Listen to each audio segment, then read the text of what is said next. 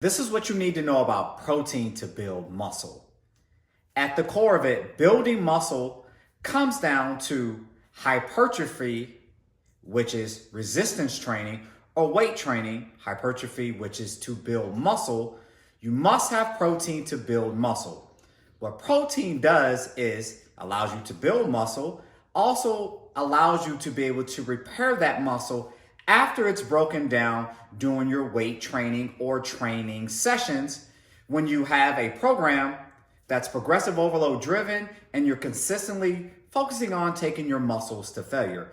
Now, protein is a bunch of amino acids that come with consuming that protein, and that's very important because those amino acids, number one, allow you to build muscle, and number two, help you repair that muscle so then you can recover and then train hard again. So I know the next question is, how much protein do you need?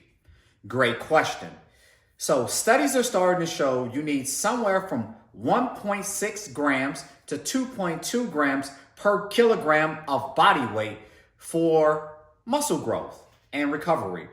Now, many of us take this a little bit too far and set that protein target way too high, but the key is focusing on making sure you're very consistent with whatever target that you set for yourself and that range you set, that you hit that on a consistent basis, and that's going to help set you up for success consistently with building muscle and your recovery. Now, quality over quantity.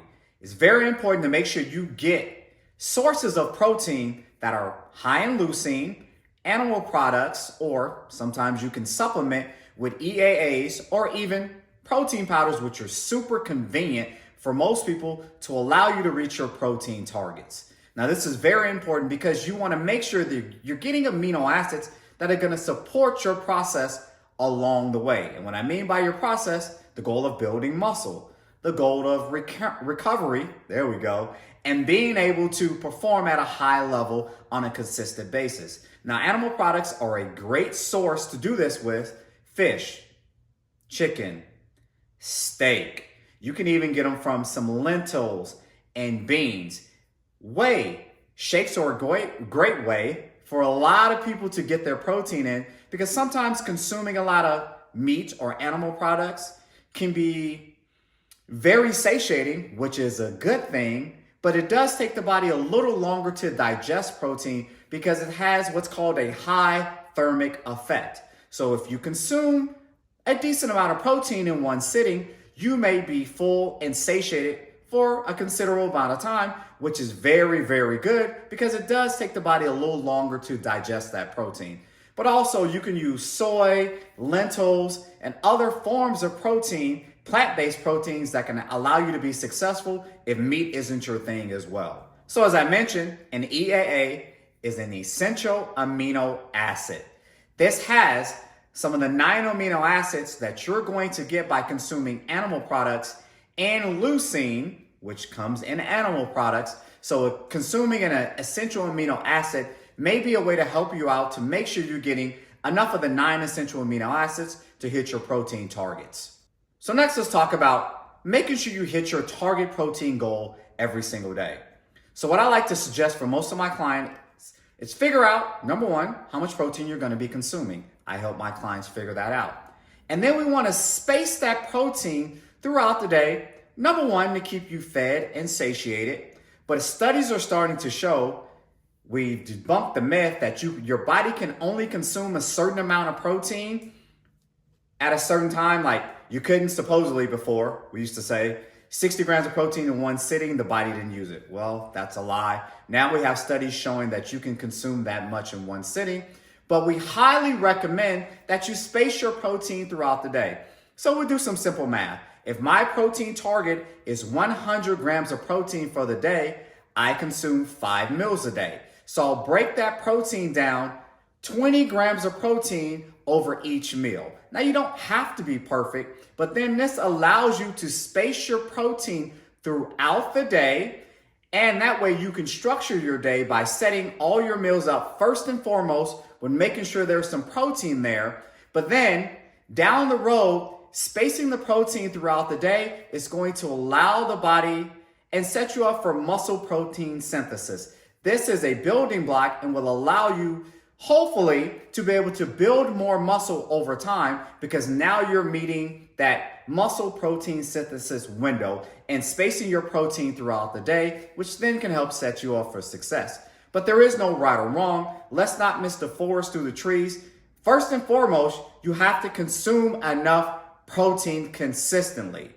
Then spacing it out, that should be your next goal. But for most, I'll be honest, and experience has taught me that if you space the protein throughout the day, most people are more than likely to hit that target amount because, as I gave you the example before, if my target is to hit 100 grams of protein, that's a little easier for me to only do that in 2 meals. But someone like myself who consumes over 200 grams of protein, pretty freaking difficult to only eat 2 meals and have 100 grams of protein in one, 100 grams of protein in the other.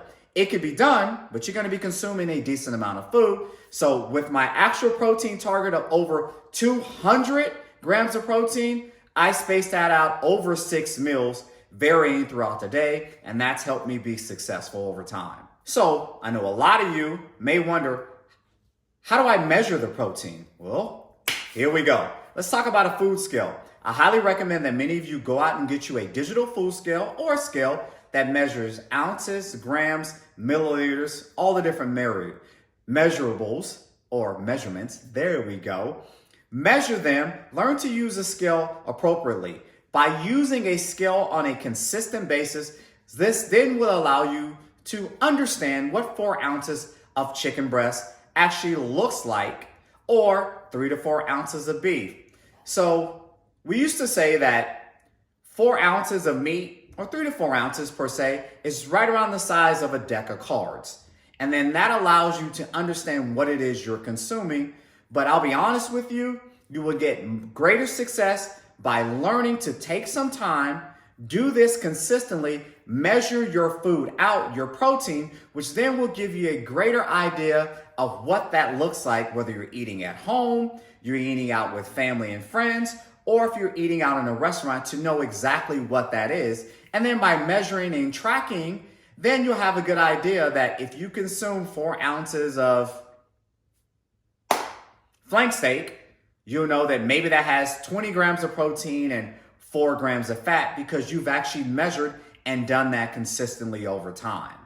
And on a final note, be sure to stay hydrated. The body and muscles are made of approximately 70 to 75% water. So a hydrated muscle looks better, looks fuller, and is very aesthetically pleasing to the eye. And the big elephant in the room, rest and recovery. The no days off shit is bullshit. There you go. I said it. So it's important to make sure you get ample rest and recovery. So do your best to sleep about 6 to 8 hours. 6 to 8 hours a night. And then also make sure you structure in rest days where you're not actually in the gym. Okay, that's going to be very important because you want to consistently be able to push yourself and train hard. And rest and recovery is a big part and tool of that, as well as staying hydrated.